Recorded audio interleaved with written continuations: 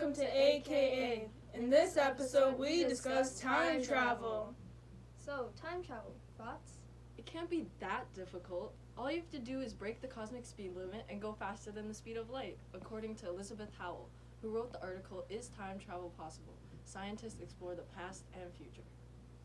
Okay, yes. However, time travel is a fictional concept that explains whether or not you can kill your grandfather, face immortality, and ultimately alter your whole existence on Earth.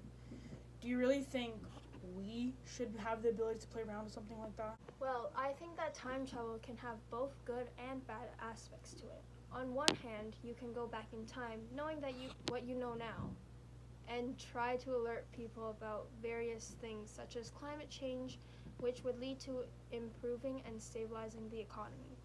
But on the other hand, if you were to go back in time or even to the future, one could go insane. Take the movie Back to the Future, for example. Marty McFly seemed delirious throughout the whole movie since he practically made his mom fall in love with him. Hey. Some of us haven't watched the movie yet, so no spoilers. I don't know what to say except that this movie is 34 years old. By going back in time, you can prevent bad relationships. Let that be a marriage, which ultimately results in an ugly divorce and becomes a terrible environment for children. You could put these people on the right path to finding the one meant for them and saving them the heartache. This will then change the course of their life, and as Elizabeth Howell states, we all have things we regret in life. Physically going back in time is a truth that we, as humans, have yet to experience. But when we finally get to travel back in time, we won't regret it. Yes, but where will we get life lessons from? Every time you get in a bad relationship and you do one thing wrong, like, not answer their phone for an hour, are you going to go back in time and never get into the relationship with the person in the first place? We need lessons. Let them be from toxic relationships, which help us grow eventually. If we don't have obstacles to overcome, we will never become the people we were meant to be, and possibly not be the person right for the one you'd find after said bad relationships. If we cancel every single thing we regret, we will have never truly experienced life on an imperfect Earth.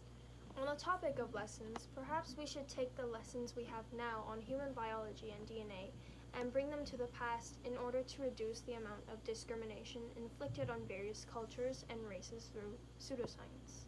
If that were the case, we would probably be more accepting and less ignorant. I do agree with you on that one. Guys. Let's talk about if this is even possible before we say something we'll regret. And we can't go back in time yet to take it back.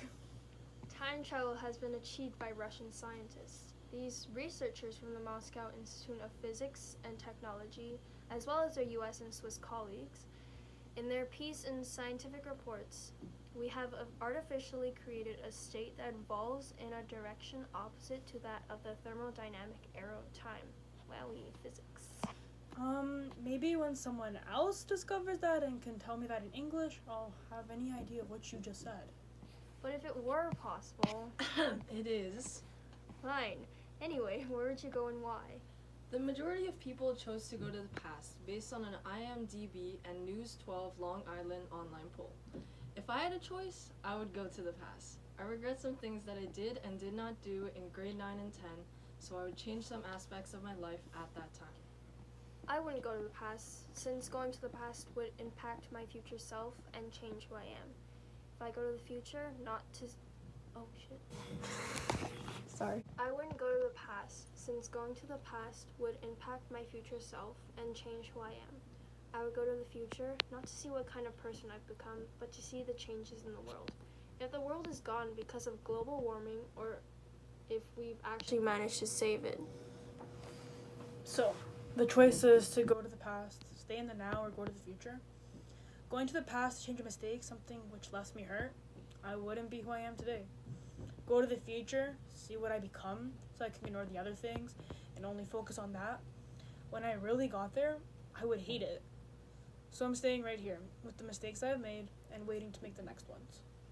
So Ashley, you said that you wanted to go to the past. Would you make any historical changes, like, say, kill baby Hitler?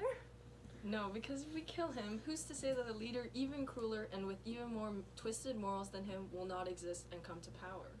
If World War II didn't happen in 1945, and it did now, mass killings and genocides would have a much higher death toll. With the advanced weaponry and methods we have now, it would be so much worse than what it was.